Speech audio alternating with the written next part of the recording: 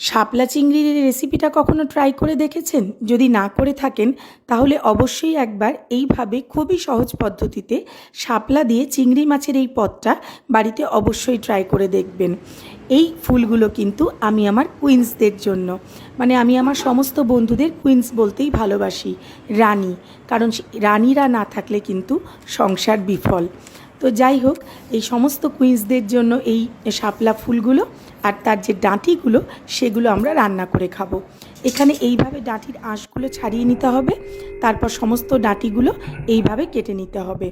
আমার শাশুড়ি মাই করে দিয়েছেন রান্নাটা, আমি কিন্তু কিচ্ছু করিনি। কারণ এই রান্নাটা আমি করি না, মায়ের হাতেই এক একটা রান্না ভালো হয়, তো সেইগুলো মাই করেন। তো এখানে আমার সমস্ত ডাটা কাটা হয়ে গেছে। আর এখানে নিয়ে নিয়েছি চিংড়ি মাছ। চিংড়ি মাছের মধ্যে লবণ আর হলুদ দিয়ে দেব। খুবই সাধারণ একটা রেসিপি, খুবই সাধারণ, মশলাপাতিও ভীষণ কম লাগে, যেমন ঘরোয়া একটা রান্না হয় আর কি। প্রথমে কড়াইতে অল্প একটু জল দিয়ে এই শাপলার ডাঁটাগুলো এর মধ্যে দিয়ে দিয়েছিলেন আমার শাশুড়ি মা, কারণ এর মধ্যে থেকে জল বেরোবে।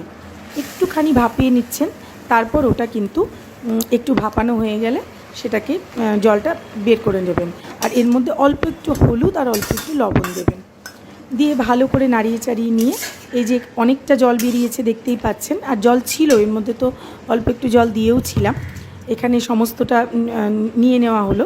তারপর ওই কড়াইতে সর্ষের তেল দিয়ে দিলাম কালো জিরে, আর তারপর এখানে দিয়ে দিচ্ছি চিংড়ি মাছগুলো। হ্যাঁ, কালো জিরে দেওয়ার পরই এর মধ্যে চিংড়ি মাছগুলো দিয়ে দিচ্ছি।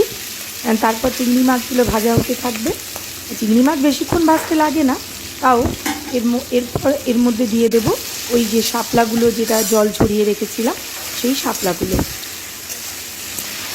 শাপলা দেওয়া হয়ে গেলে তার মধ্যে যে সামান্য মশলাটুকু লাগবে সেটুকু এর মধ্যে অ্যাড করব। এর মধ্যে মা দিয়ে দেবে একটুখানি হলুদ গুঁড়ো, একটুখানি হলুদ তো দিয়েছিলাম, তাও শুকনো লঙ্কার গুঁড়ো, আর একটুখানি ধনে জিরে গুঁড়ো। আর নামানোর আগে দিয়ে দেব একটুখানি ঘি আর কাঁচা লঙ্কা। ব্যাস, রান্নাটা খুবই সহজ না, ভীষণই সহজ একটা রান্না, কিন্তু খেতে খুব ভালো লাগে।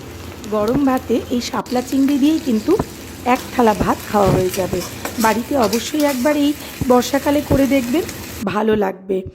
ভালো থাকবেন সবাই, সুস্থ থাকবেন। দেখা হচ্ছে নেক্সট ভিডিওতে। ততক্ষণ পর্যন্ত